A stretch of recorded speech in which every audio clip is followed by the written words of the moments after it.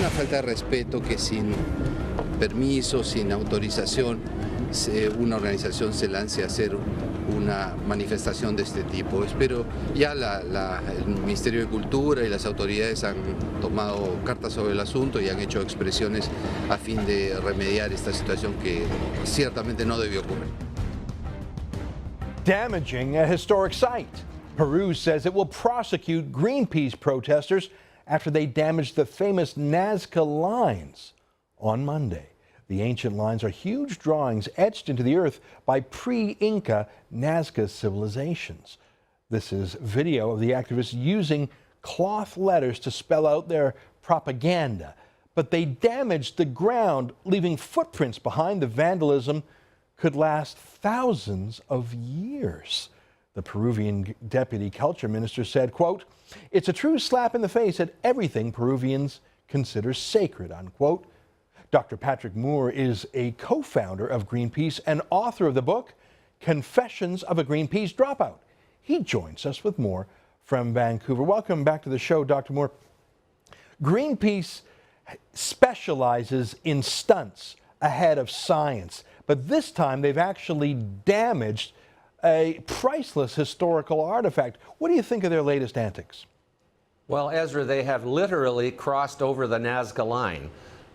This is a foolish thing for them to do. The Nazca lines have nothing to do with climate change, which is why they are in Lima, Peru. They flew in by the thousands in jet planes last week, and Greenpeace no doubt traveled by vehicle the 500 kilometers it is from Lima to the Nazca lines in order to lay out this message about renewable energy.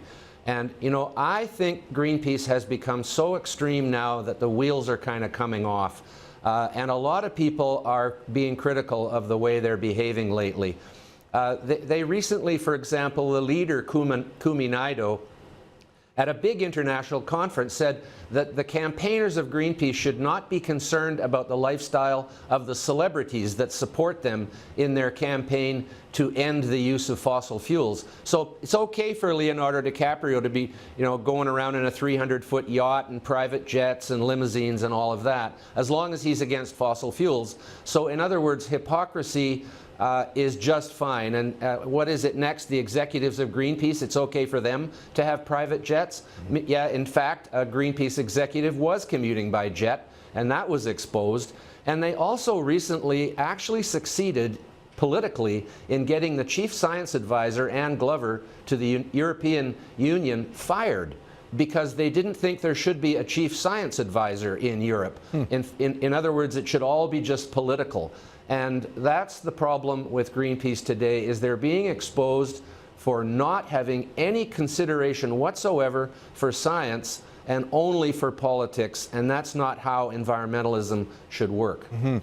Tell us again, I mean, we've talked to you many great interviews on our show, but tell folks who might have missed our earlier conversations about how you came to join Greenpeace, your scientific background, and what it was that made you finally leave them. What scientific disagreement did you have with them that was the final straw? Well, first off, the reason I joined Greenpeace while I was doing my PhD in ecology, before that word was really known to the general public in the mid-60s, I had been radicalized by the Vietnam War, the threat of all-out nuclear war, the Cold War, and the emerging consciousness of the environment.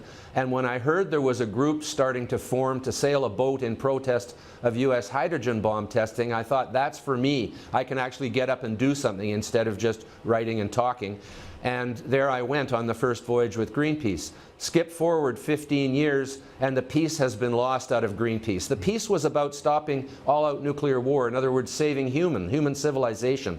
Whereas by the time I left in '86, Greenpeace was depicting humans as the enemies of the Earth. They do not really care about people anymore, and that's the peace in Greenpeace, and all there is left is the green, which is basically a propaganda term now used for marketing their campaigns, most of which are actually contrary to what would be best for humans and the environment.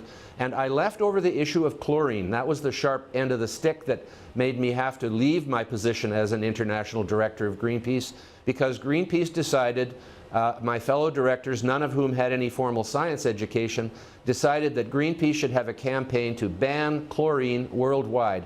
And no amount of convincing on my part that chlorine was actually the most important element for public health and medicine, adding it to drinking water is the biggest advance in the history of public health, and most of our pharmaceuticals are made with chlorine chemistry. They didn't care about that.